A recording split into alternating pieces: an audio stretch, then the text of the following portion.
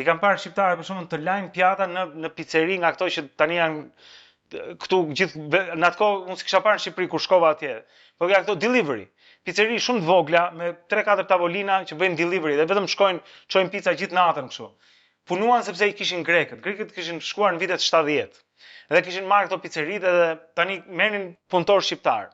Dhe vjen koha kur grekët do dalin në pension, se kanë mbushur atë moshën, dhe filluan t'u ashesin punëtorëve të tyre. Po në masë, ishte fenomen. Domethënë punëtorët që kishin punuar për Jorgon 8 vjet, 9 vjet, 10 vjet, 15 vjet, tani e blejnë atë pizzerin edhe fillojnë ta punojnë me gruan, me fëmijët, me një kushuri nëse kanë apo miq e shok. Domethënë ndodh kjo stafeta e të marrit të biznesit, po më besoni që ka histori pafund të njerëzve që kanë sakrifikuar jashtëzakonisht. T'ju tregoj njërin për shembull, që kam pas mik, ishte një djalë quhet Beni nga Durrësi. Ai lante pjatat në restorantin ku un kam punuar. Para se të filloja punën në New York Times, kam punuar në një restorant, kam bërë pica më shumë se çdo hani gjithë jetën tuaj. Dhe Beni punonte aty dhe unë kisha janë 2 javë që kisha filluar punë, ndërsa ky ishte në Shqipëri me pushime. Dhe vjen, dhe unë kam 2 javë që jam në këtë restorant, por këtë s'e kam takuar. Edhe merrte ato tiganët andej këtej për t'i larë kështu, edhe i shante këta çunat amerikan. U kot kështu me çka, shonte në llap. Unë dëgjoj shqip. Thash, pyeta diku atë shqiptar është ky? Po tha shqiptar si puna jote, tha edhe ky. Pa i smifte. Edhe unë tash zira kokën kështu edhe i thosha në llaf shqip. E shaja, e ke parasysh? E kështu.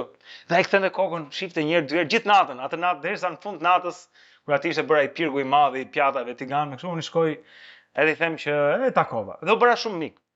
Dhe Beni punonte nga ora 4 e mbasdites deri në orën 12 natës duke lar pjata.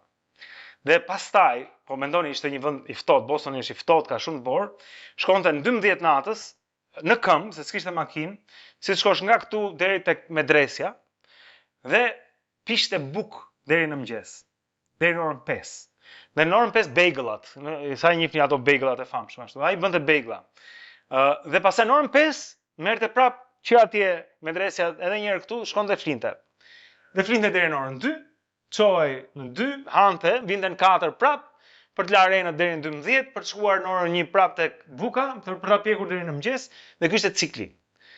Dhe këta që ishin aty në atë kohë, thoshin ore ç'a bëm ne që erdhëm në Amerikë? A bëm mirë, a bëm gabim? Sepse ishte shumë e vështirë. Ishte, po ky e bleu shtëpinë, u bë me 2 fëmijë, hapi një biznes të vetin, pastaj vënte bukë, po i bënte për veten e tij, domethënë pishte bukët edhe janë tash Ben's Bagels janë është një dyqan aty që mban emrin e tij. Po ishte shumë e vështirë. Nuk ishte për të gjithë. Ata që shtrëngojnë dhëmbët ja dalin.